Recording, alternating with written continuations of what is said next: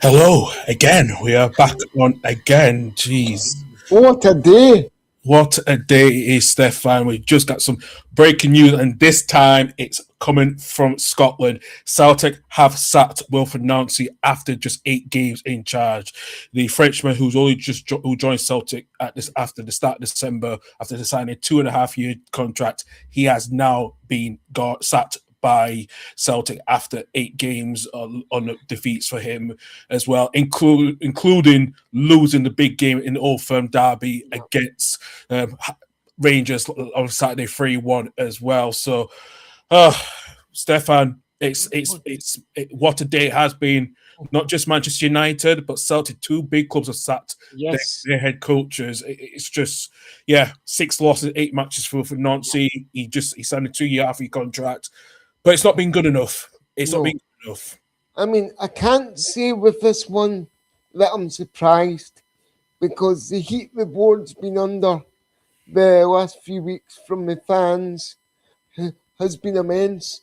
And I think Saturday's Old Firm defeat was the final nail in the coffin for Mr. Nancy. I don't think he could have survived much longer either way, really depending on the result of that game. I think the pressure was going to become untenable, and clearly it has. The board have actually listened to the fans despite all the protests and goings on outside Celtic Park for the last couple of weeks. But throwing scarves into the director's box on Saturday as well, I think that was just the final straw for the fans being beat 3-1 by their nearest rivals. But I don't think Wilfred Nancy's had a great time in Scotland. This could be one of the shortest managerial reigns in history of any Scottish club, I think.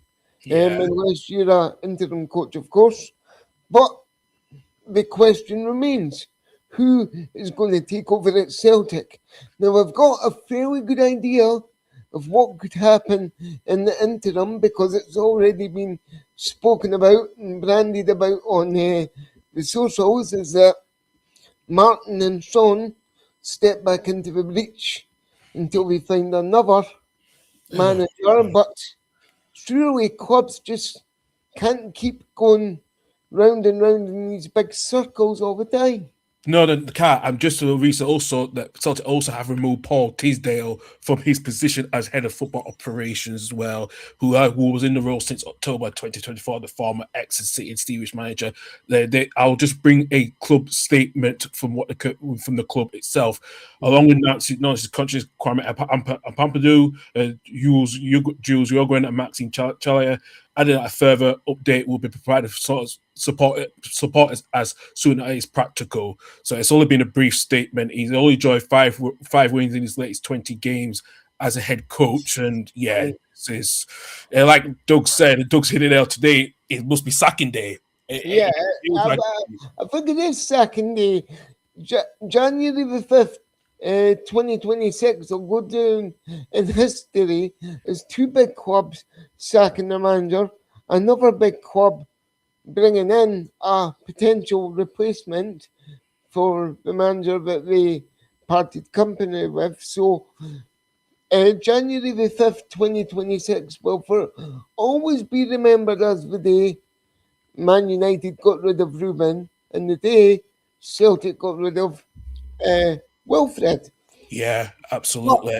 But the thing is, when Wilfred got appointed, nobody had really heard of him because nobody in Scotland or really within the UK watches MLS football. Well, yeah, pretty much because it was behind the paywall on Apple TV with most of the games. And the problem is, it's 33 days. After 33 days, he's been sacked, CC Jonical. 33 days. So, put this into comparison. Brian Clough 44 days at the infamous Leeds. Yeah. Wilfred Nancy has been sacked 11 days before he reached that mark. So he is now officially the shortest manager of any UK club in history. Yeah, maybe in total. Yeah, it's I interesting. think Yeah, so. I really do think so. Welcome in Franklin T98.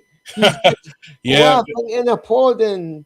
I wonder what team you support, Franklin. Well, you see the logo. It is so I've absolutely. got a funny feeling I know who you support.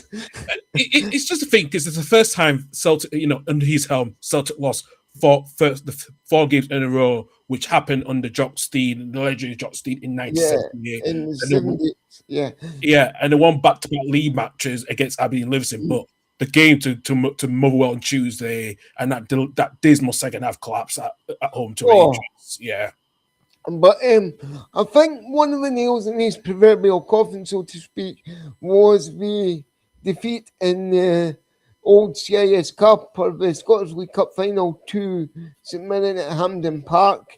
I think many fans thought because that was like an early game in charge for him, we were going to get a new manager bounce. But the proverbial new manager bounce just hasn't come under Wilfred Nonce.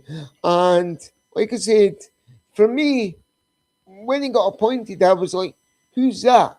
I'd yeah, never actually heard of Wilfred Nonce.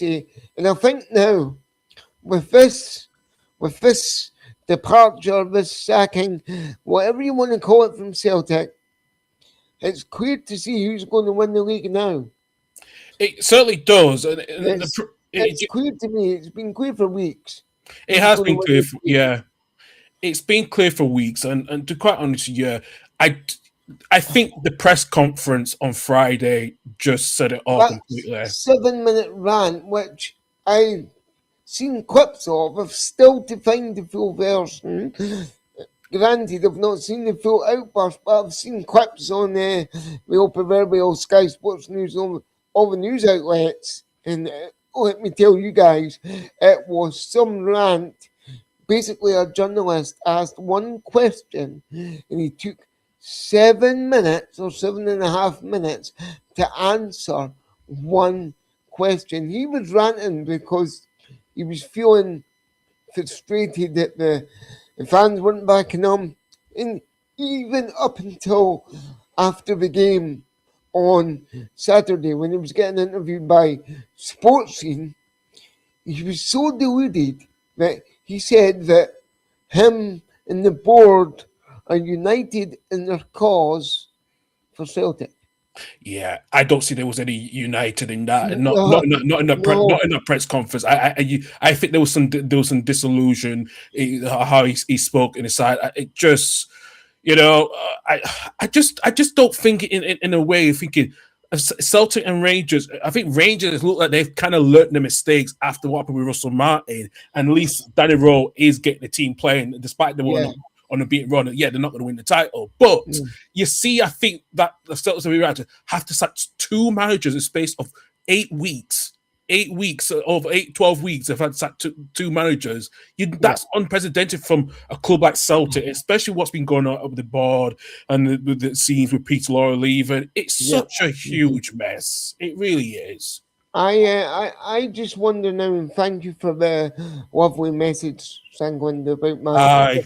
podcasting career.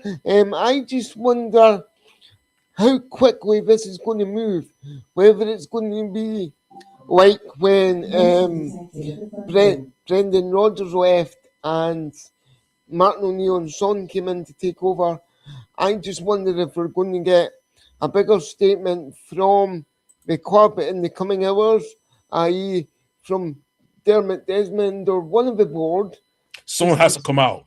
Someone has to come out now. Somebody has to, because this hiding behind closed doors and the proverbial brick walls clearly isn't working for Celtic. No, it's not working for Celtic at all completely. And it just feels like there's, I just, if somehow Celtic did not want to, if you knew, you look at Wolfen and now Nicky Hayen, who was linked with the job a few weeks ago before he got the sack at Club Brugge in Belgium, he's probably the only verbal on the list. But does Celtic have to do the same thing what Man United would have to do? Like maybe have to take on an interim manager, caretaker manager till the end of the season, which Man United look like they're going to do. So it just feels like it's something that needs to change. Something has to say, Stefan, that you might have to keep Matt O'Neill and Sean Maloney until the end of the season until you bring someone new in. 100%. I mean, look at the record Martin O'Neill had when he took over for that little interim spell in charge. He lost one game, and that wasn't even in the league, that was in Europe. Yeah. So, Europe aside, he done a fantastic job in the league. I know he didn't want the job on a full-time basis because he felt he was too old or whatnot or whatever, but certainly give him it to the end of the season, give him and Sean the job until the end of the season. Well, Sean did pretty much most of the work anyway. Yeah. So fair enough. Yeah, but give Martin and Sean the job until the end of the season. Take your time over the recruitment process.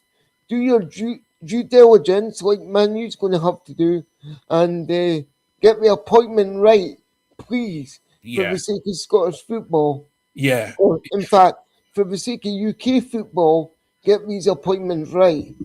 Absolutely, and especially what Shankly just said, saying what you want about Rangers, but they were transparent with their fans after dismissing managers. Celtic needs to do the same in his opinion. And I think I agree. I think they do need to. And no matter what, I just think now this is, the transparency needs to be better from Celtic, which they haven't done as much of these last couple of months.